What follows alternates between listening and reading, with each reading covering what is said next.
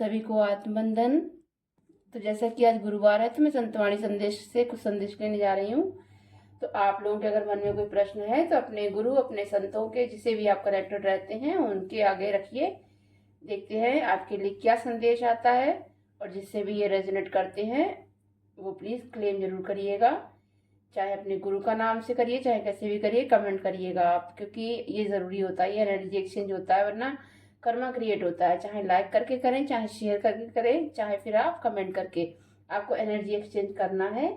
और जो नहीं करते हैं वो अपने लिए ही कर्मा क्रिएट करते हैं, ब्लॉकेज आते हैं इससे, क्योंकि आपको एक सांस लेने के लिए दूसरी सांस को छोड़ना पड़ता है। ये ब्रह्मांड का नियम है। Energy exchange equal give and take होना चाहिए। तो आप जैसे भी चाहते हैं, अगर और मैं ये बात इस चैनल के लिए नहीं, सभी के लिए बोल रही हूँ, क्योंकि आप किसी भी चैनल पर जाकर किसी का भी वीडियो देखते हैं तो उससे अपना एनर्जी एक्सचेंज बैलेंस रखा करिए, वरना ये आपके फ्यूचर के लिए ही ब्लॉकेज क्रिएट करता है।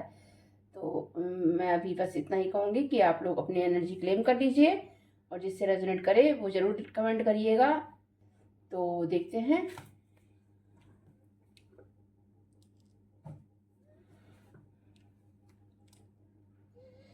मैं 2 पायल चूज करूँगी कोई सी।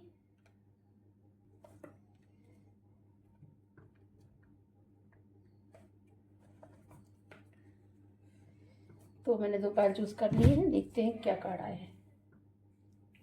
ये पायल 1 है, ये पायल 2 है।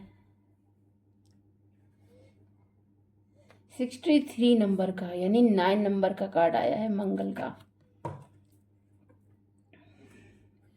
माया मरी न मन मरा, मर मर गया शरीर, आशा तृष्णा ना मरी, कहे गए दास कबीर। तो यहाँ पर जो ये दोहा आया है, ये कबीरदास जी का दोहा आया है। कबीरदास जी बोल रहे हैं, चाहे इंसान का शरीर मर जाता है, लेकिन ना तो उसके मन में जो इच्छाएं होती हैं वो कभी खत्म होती हैं, ना ही उसके मन को नियंत्रण में करना आया है। उसके मन में माया के प्रति जो लोभ है, जो उसे माया को पाने के लिए, माया क्या है, माया जो है बहुत सारी चीजें हैं आपकी, जितनी भी मैट्रिक्स में आती हैं। देखिए, रोटी कपड़ा मकान तो बेसिक नीड्स होती हैं जो हर किसी की होती हैं, लेकिन नीड्स के अलावा जो वांट्स होती है, वांट्स क्या होती हैं, जो रोटी कपड़ा मकान के अलावा चाहिए होती हैं, कि आज मुझे ये मिल जाए। एक इच्छा पूरी हुई, नेक्स्ट डे नई इच्छा शुरू हो गई, फिर वो पूरी होती है, फिर एक नई इच्छा शुरू हो गई। तो ये होती है माया। माया सबको नचाती रहती है, और इसकी वजह से लोग गलत काम भी करते हैं। तो ये जो बताया है यहाँ ये कहा गया है कि आशा यानी किसी से उम्मीद लगाना, किसी से तृष्णा यानी किसी से कोई चीज पाने की इच्छा रखना, तो ये सब चीजें नहीं खत्म होती हैं।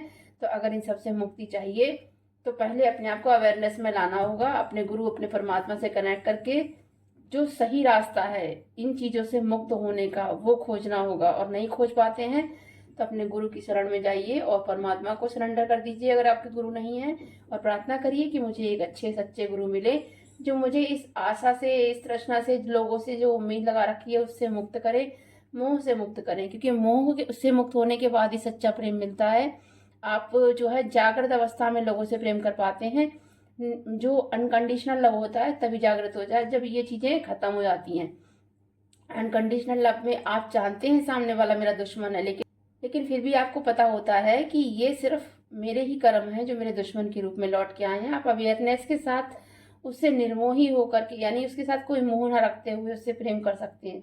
तो इसीलिए यहाँ पर यही कहा गया है कि अपने इन जो माया है, जो आपके मन में जो इच्छाएं हैं, जो उम्मीदें हैं लोगों से, उनसे मुक्त होने के लिए प्रभु की शरण में जाइए, सरेंडर कर दीजिए। और ये जो पायल 2 आया है, ये 33 यानी 6 नंबर का कार्ड आया है। एक 9 नंबर का कार्ड है, एक 6 नंबर का कार्ड। 96 नंबर बनाते हैं।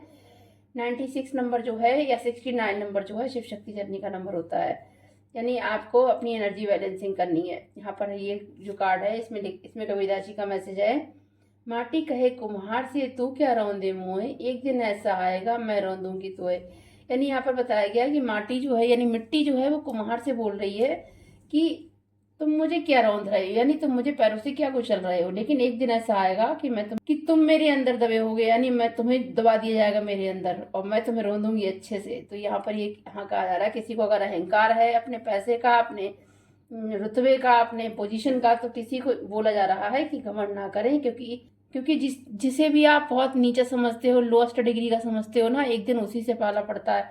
जैसे कि जो काम सुई करती है वो तलवार नहीं कर सकती है, तो तलवार को घमंड हो जाता है ना, तो घमंड नहीं, किसी को भी नहीं करना है, क्योंकि कभी कभी काम जो तलवार नहीं करती वो सुई कर देती है। इसलिए छोटे बड़े में भेदभाव मत करिए, सबको समान भाव से रखिए, क्योंकि परमात्मा ने सबको ही प्राण दिए हैं, सबको समान प्राण दिए हैं। समुद्र कभी भेदभाव नहीं करता है और सारी नदियां समुद्र में जाकर के ही मिलती हैं। तो जिससे भी ये रेजोनेट करते हैं, प्लीज़ आप लोग ध्यान दीजिए, अपनी एनर्जी बैलेंस करिए, ना घमंड करिए, ना किसी से उम्मीद लगाइए। सिर्फ उम्मीद परमात्मा से और खुद से लगाइए और बाकी अपने कर्म करते रहिए, खुश रहिए। God bless you.